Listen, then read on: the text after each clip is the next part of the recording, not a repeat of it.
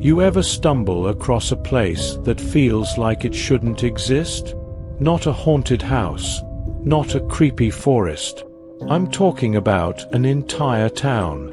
A place where people smile a little too wide, where the streets feel too quiet, and the air itself seems to hold its breath. This is the story of Cold Creek, Colorado. A town that doesn't appear on any map. A town that, some say, only appears for those it chooses. And once it finds you, you don't leave. Jack Callahan was the kind of man who lived on the road. 42, a traveling salesman, the last of a dying breed. The kind who could talk a stranger into buying a vacuum cleaner they didn't need, or a knife set they'd never use. But on this particular night, he wasn't thinking about sales pitches. He was thinking about coffee, and how he was running dangerously low on gas, on a lonely two-lane highway cutting through the Rockies. The snow had started falling, thick and heavy, swallowing the world in white.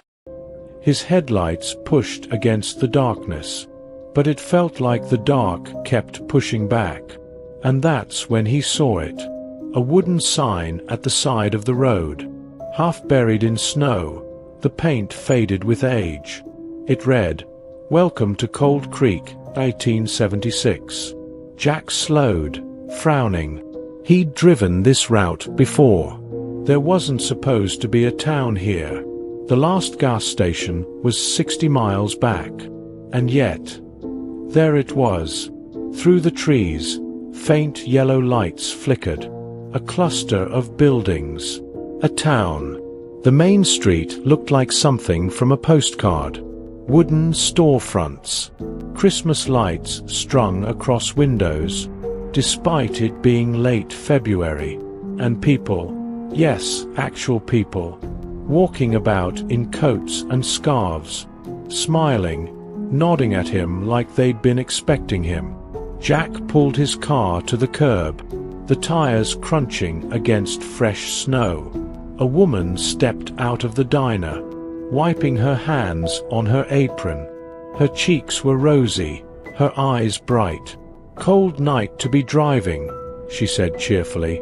"Come inside, warm yourself up." Jack hesitated. Something about the way she smiled, like it was glued in place. But the warmth of the diner and the smell of coffee were too much to resist. Inside, it was cozy. Booths lined the walls. A jukebox hummed softly with some old tune. Elvis, maybe. And every single person turned their head to look at him as he walked in. "Passing through?"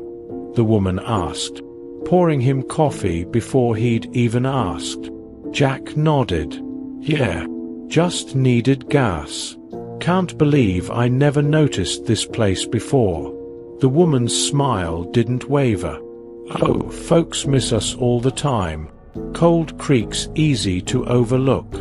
Something about the way she said it sent a shiver crawling up his spine. That night, Jack checked into the only motel in town. A squat building with flickering neon lights. Cold Creek Inn. The clerk handed him an old-fashioned brass key. No credit card, no ID. Just a quick scribble in the guest book. "Sleep well, Mr. Callahan," the clerk said softly. Jack never remembered telling him his name. His room was plain. A single bed. A wooden chair. A window that looked out over Main Street. But sleep didn't come easy. Every so often, he swore he heard footsteps in the hall. And once, when he checked the window, he saw people standing in the street, not moving, just staring up at his room. By morning, they were gone. At breakfast in the diner, Jack decided to ask questions. "So, what do you folks do out here?" he asked. "Logging? Mining?" The entire diner went silent, every pair of eyes fixed on him. Finally, the woman in the apron said. "We take care of each other, Mr. Callahan. That's all that matters." Her smile never touched her eyes. Jack decided he'd had enough. He paid his bill, thanked the woman, and went to his car. But when he turned the key, the engine sputtered once, then died. The gas gauge read full. He popped the hood. Nothing seemed wrong. And when he looked up, he realized something terrifying. The road out of town was gone. The highway he'd come from, the winding mountain pass, all of it swallowed by thick, white fog. No tire tracks, no sign of the world beyond Cold Creek. Jack stumbled back. The townsfolk were standing on the sidewalk now, watching, smiling. He shouted at them, "What the hell is this? Where's the road?" The woman in the apron tilted her head. "You're part of Cold Creek now, Mr. Callahan. No one leaves." Jack ran, down alleys, past the general store, through the snow-covered streets. Everywhere he turned, the fog pressed closer, and always, the people of Cold Creek were there, standing, watching, waiting. He ducked into the library, slamming the heavy wooden doors shut. Inside, dust covered the shelves. Books rotted on their spines, and on a table near the back, he found a leather-bound ledger, the same guest book he'd signed. He flipped through the pages, hundreds of names, each with a date beside it. The most recent entries chilled his blood. Daniel Harper, 1998. Rachel Owens, 2006. Maria Torres, 2012. Jack Callahan, 2023. The ink was still wet. The townsfolk were waiting for him when he left the library. Dozens of them now.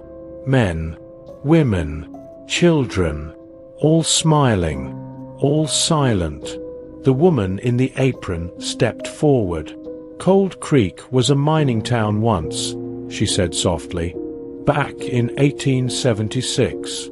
But the mine collapsed, buried the whole town alive. We were forgotten. So now, we make sure no one forgets us again." Her eyes glowed faintly in the dim light. The others stepped closer. Jack backed away, his breath clouding in the freezing air. He turned, bolted for his car. But when he looked through the window, he froze. Sitting in the driver's seat was himself. Another Jack Callahan, grinning. The other Jack turned the key. The engine roared to life. And as the car pulled away, the real Jack screamed. The townsfolk closed in. The next morning, a state trooper drove that stretch of highway. The snow had cleared. The road was empty. No sign of any town. Just a single wooden sign at the edge of the forest. Its paint so faded it was almost unreadable. It said, "Welcome to Cold Creek." And beneath it, carved into the wood, EST 1876, Pop 311, a number that never seemed to change.